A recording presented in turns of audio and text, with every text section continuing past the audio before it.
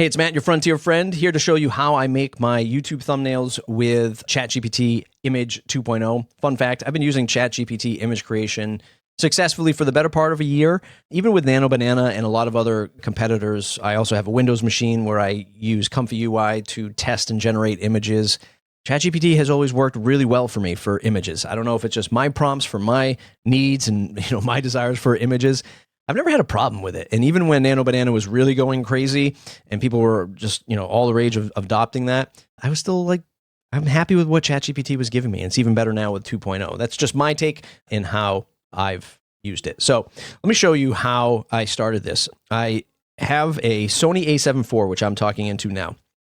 It's a $2,500 camera connected to a Tamron 2870, which is like a $800 lens. It's a $3,000 setup. It's connected to a Rode Streamer X via HDMI, and I was too lazy to put a SD card into this camera, take it apart off of my tripod, snap a high-resolution photo, which would have been like 45 megabytes raw or something like that, and edit it in some other photo editor. So what I did is I pulled up the Photo Booth app on Mac and snapped a photo. It has pretty good detail, but it's not high resolution, and the color is kind of washed out. So I just said, well, let me just snap this quick photo and feed this to ChatGPT so we can enhance the image and I can just use it for my YouTube thumbnails. For years, I have dodged the stupid YouTube facial expression trend, and by years, over a decade at this point.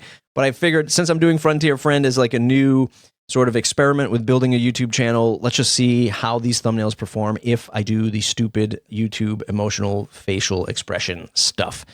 Okay, so I simply asked ChatGPT to take that photo booth image and enhance the clarity of this photo. That's it. Very cheap prompt. I didn't spend much time on it, obviously. And I think I was doing this on my mobile phone at the time. And it did a pretty good job. It's enhanced. It's, it's sharper, has more detail. You can start to see that this is probably an AI image.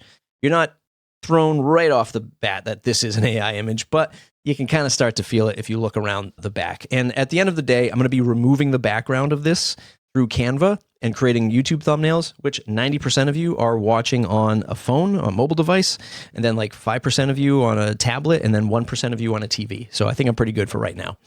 And then I actually had branched this from the original conversation. If you don't know, you can branch conversations with ChatGPT. So click the three dots and you can branch in a new chat.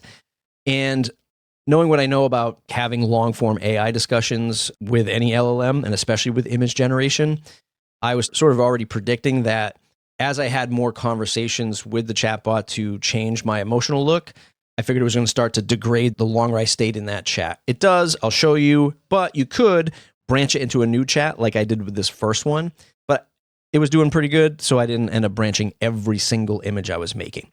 So we continue with super cheap prompts. Now make me look surprised, confused, angry, sad, pointing to the left, pointing to the right with my other arm, use the opposite arm, same but smiling and looking at the camera. And then I hit a threshold limit a rate limit for image generation.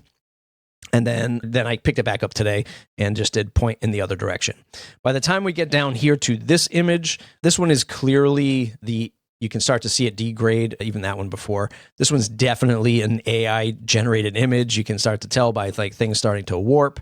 I have this weird pattern on my shirt, which is also on my skin a little bit. But at the end of the day, I'm going to be using these in that small format. I'm not super worried about it right now unless my thumbnails just are not performing well on this channel. Okay, so I download all these images and I bring them into Canva, where I have this workspace here, where I have all of my thumbnails just sort of ready to go with the emotional context, depending on what I'll be, creating on the YouTube channel.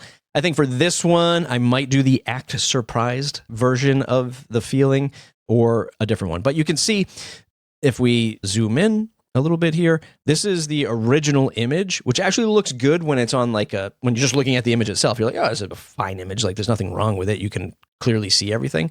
But the details compared to the obviously enhanced AI version are definitely missing. Plus, ChatGPT upsized the image and it made it actually a higher resolution than the photo booth version that I had saved on the computer.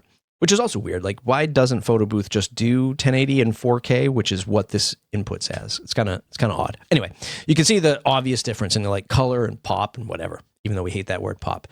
How did I do this? Okay, so what I would do is in Canva, I'll duplicate this page. I'll delete this, and I will bring in, just for this one, just to show, drag this onto the canvas.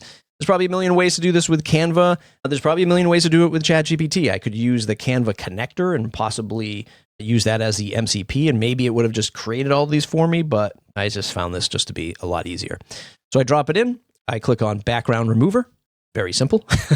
Background Remover is in a pro plan for Canva, which is fairly affordable at this time, at this day and age, maybe $150 for the year or something like that.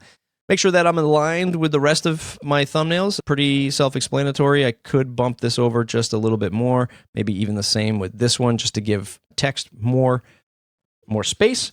And I would just say pointing, or pointing is too long. I would say point left.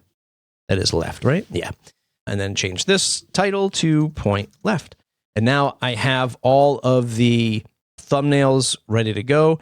And let's just workshop this thumbnail. So if this is the one I'm going to use, I'm just going to duplicate this for a second.